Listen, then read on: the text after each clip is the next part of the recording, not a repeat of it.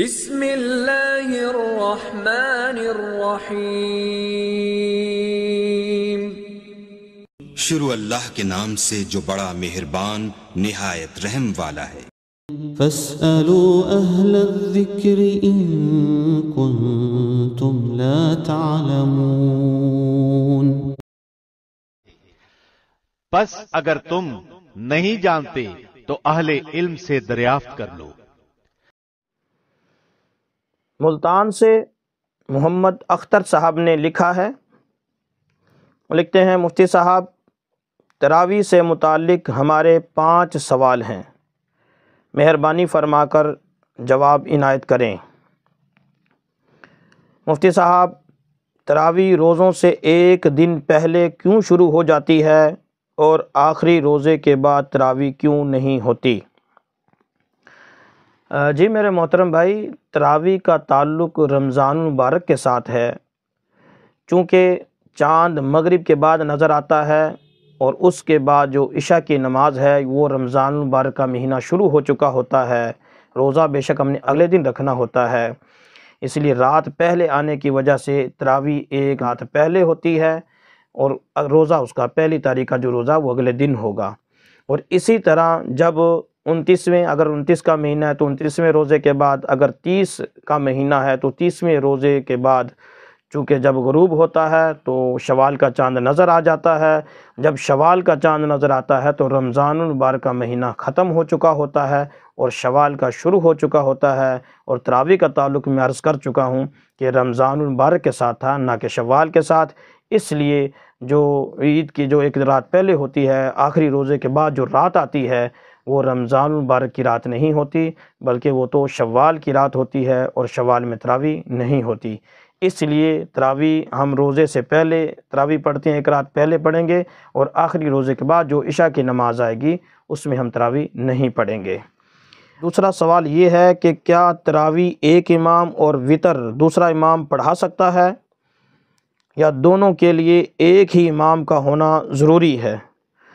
نہیں، ایک امام کا ہونا ضروری تو نہیں ہے، اگر ایک ہو جائے تو زیادہ اچھا ہے، نہیں تو تراویح ایک امام پڑھا سکتا ہے اور وطر دوسرا امام پڑھا سکتا ہے، اس میں کوئی حرج نہیں ہے، نماز صحیح ہو جائے گی۔ آگے لکھتے ہیں جی مفتی صاحب، تیسرا سوال یہ ہے کہ جس شخص نے عشاء کی نماز جماعت سے نہ پڑھی ہو، یعنی عشاء کے فرض، کیا یہ شخص وطر جماعت سے نہیں پڑھ سکتا؟ جی نہیں میرے محترم بھائی، ایسی بات نہیں ہے۔ ہم بھی دیکھتے ہیں کہ عوام جب عشاء کی جس نے فرض نہیں پڑھے ہوتے تو وطر کی جو جماعت میں وہ پیچھے ہٹ جاتے ہیں، یہ غلط طریقہ ہے۔ جس نے تراویح کی بھی کوئی 1-2 رکعتیں امام کے ساتھ پڑھ لی ہیں وہ بھی وطر جماعت کے ساتھ پڑھ سکتا ہے۔ ہاں، وہ شخص جس نے عشاء کے فرض بھی اکیلے تنہا پڑھے ہیں اور تراویح بھی اس نے اکیلے ہی پڑھی ہے، یا جماعت کے ساتھ نہیں پڑھ سکا، جماعت کے ساتھ نہیں مل سکا، یا تراویح ابھی پڑھی ہی نہیں، صرف جب مسجد میں آیا تو عشاء کی جماعت کھڑی ہو گئی، تو ایسے شخص سے کہا جائے گا کہ یہ وطروں میں شمولیت نہ کرے، یہ وطر اپنے الگ پڑھے۔ لیکن اگر اس نے کوئی تراویح کی بھی 1-2 رکعتیں جماعت کے ساتھ پڑھ لی ہیں تو پھر یہ وطر بھی جماعت کے ساتھ پڑھے۔ ہم بھی یہ دیکھتے ہیں لوگ جب عشاء کی جس نے جماعت کے ساتھ نماز نہیں پڑھی ہوتی تو وہ یوں سمجھتے ہیں کہ شاید ہم وطر بھی نہیں پڑھ سکتے۔ یہ عوام کا طریقہ غلط ہے، یہ کوئی شرعی حکم نہیں ہے، یہ لوگوں کی خود ساختہ بات ہے۔ اگلا سوال یہ ہے کہ کیا نابالغ حافظ تراویح کی نماز پڑھا سکتا ہے؟